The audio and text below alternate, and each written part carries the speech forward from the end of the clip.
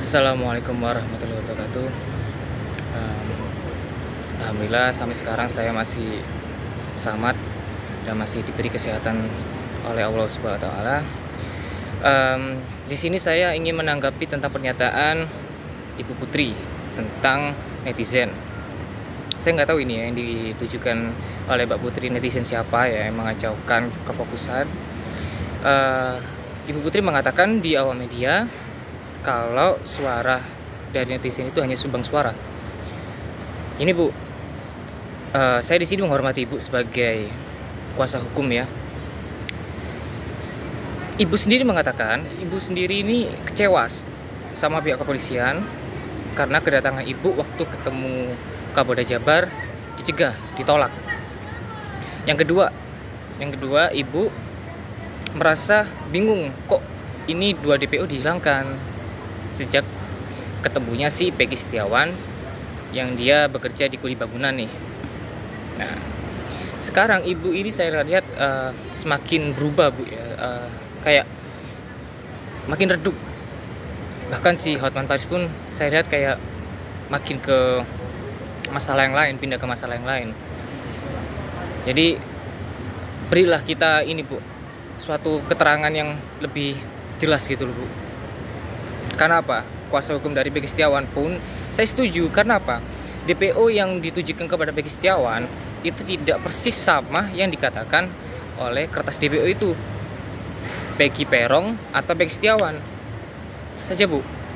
Sekarang masuk akalnya gini Bu, seorang intelijen ya untuk mencari kasus itu mempunyai ilmu yang tinggi Bu. Masa selama itu 8 tahun hanya bisa menangkap seorang kuli bangunan, terus bukti-buktinya hanya sebuah raport yang mau diperiksa Bu ya.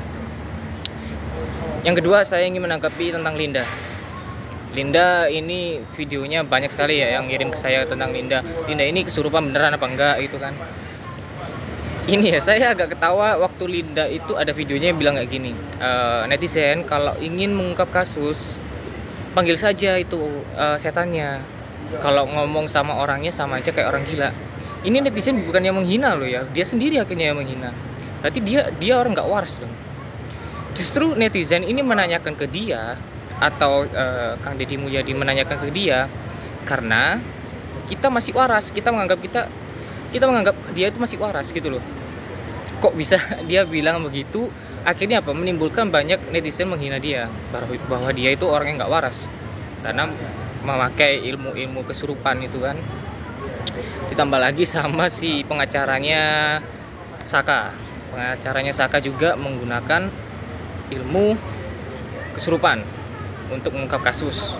Dan itu makin gak karuan hasilnya itu. Itu ya.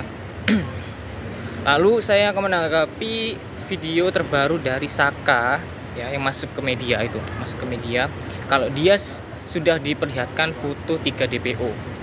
Ya, 3 DPO itu Peggy alias Perong, kedua Andi, dan yang ketiga si Dani. Ini saya nggak tahu ya si apa namanya Saka ini kayak ketakutan atau dia ini tahu atau nggak tahu, itu masih jadi pertanyaan gitu. Seharusnya kalau memang pernyataan Saka itu memang benar, dia diperlihatkan oleh polisi tentang foto 3 DPO itu, polisi seharusnya bisa nangkap tuh. Seharusnya itu aja. Karena gini loh, seorang penyidik itu belum tahu wajahnya itu, mereka itu bisa membuat sketsa gambar, bisa nangkep wajah gambarnya siapa. Nah ini sudah dapet wajahnya gitu ya, kok belum bisa ketangkep sampai 8 tahun ini, itu aja. Dan hasil penyidikan setiap tahun berubah. Dan apa ya, Saka ini kayaknya harus perlu dilindungi. Dia itu kayaknya ketakutan atau gimana untuk tentang kasusnya ini. Ditambah lagi saya melihat ada seorang cewek video itu ya yang bikin apa namanya kalau kasus ini tuh ada hubungannya dengan bandar narkoba. yang diurus oleh bapaknya almarhum Eki, Pak Rusdiana itu ya. Jadi kalau misalnya ini sampai ada sangkut pautnya dengan bandar narkoba, ini bukan masalah kecil. Seharusnya ini sampai presiden harus turun tangan. Karena seorang bandar narkoba itu pasti uangnya banyak.